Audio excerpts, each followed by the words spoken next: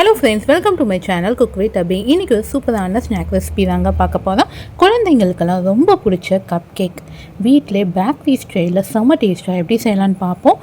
அவன் இல்லாமல் நம்ம நார்மலாக ஒரு பேனில் வச்சு தாங்க செய்ய போகிறோம். சும்மா சாஃப்டாக டேஸ்ட்டாக இருக்கும். முட்டை சேர்க்குறது கிடையாது, பட்டர் இல்லை. ரொம்ப ஈஸியான மெத்தடில் தாங்க செய்ய போதும். கண்டிப்பாக ஒன் டைம் இது மாதிரி ட்ரை பண்ணி பாருங்கள். உங்கள் குழந்தைங்க எல்லாமே விரும்பி சாப்பிடுவாங்க, கேட்டு சாப்பிடுவாங்க. எப்படி செய்யலான்னு பார்ப்போம். வாங்க வீடியோவுக்கு போகலாம். ஒரு கப் அளவுக்கு மைதா மாவு, இது அப்ராக்சிமேட்டாக 250 கிராம் இருக்குது. இதை நல்லா சளிச்சு எடுத்துக்கோங்க. 3/4 கப் அளவுக்கு பவுடர் பண்ணி வச்சுருக்க சுகர், இதையும் இது மாதிரி சளிச்சு வச்சுக்கோங்க.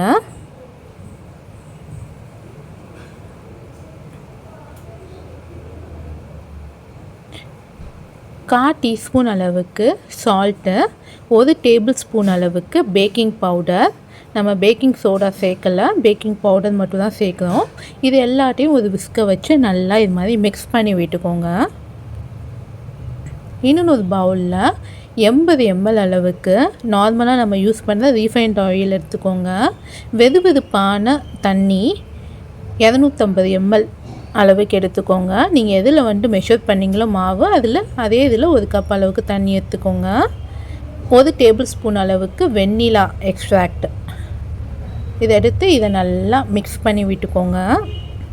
இப்போ ஏற்கனவே நம்ம மிக்ஸ் பண்ணி வச்சுருக்கோம் ஆயிலில் இந்த மாவோட கொஞ்சம் கொஞ்சமாக விஸ்க் வச்சு கலந்து விட்டுக்கோங்க. கொஞ்சம் கொஞ்சமாக கலந்து விட்டுக்கோங்க.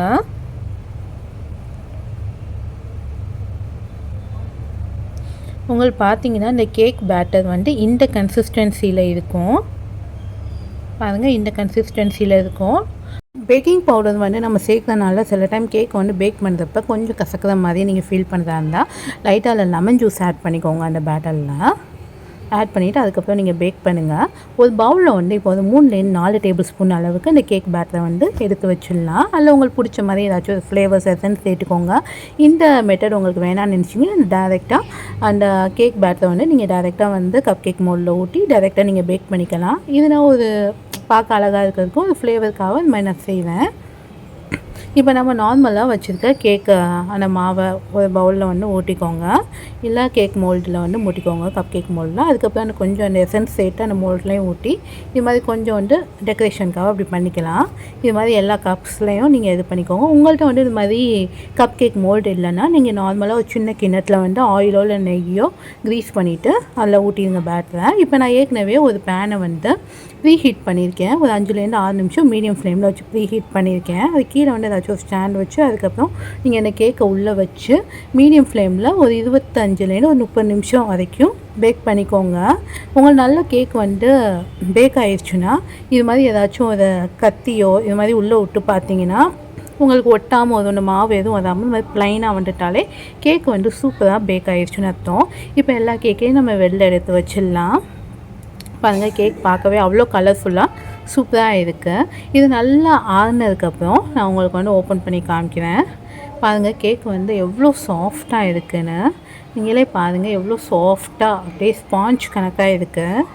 இப்போ நான் ஒரு கேக் உங்களுக்கு கட் பண்ணி காமிக்கிறேன்.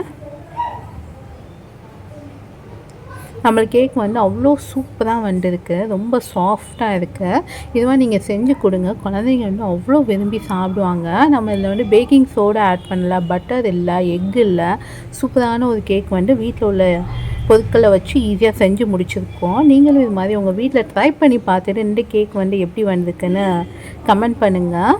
இந்த ரெசிபி உங்களுக்கு பிடிக்கும்னு நினைக்கிறேன். பிடிச்சிருந்தா மறக்காமல் லைக் பண்ணுங்கள், ஷேர் பண்ணுங்கள். அப்படியே நம்ம சேனலுக்கு சப்ஸ்கிரைபும் பண்ணிக்கோங்க. தேங்க்யூ ஃபார் வாட்சிங்.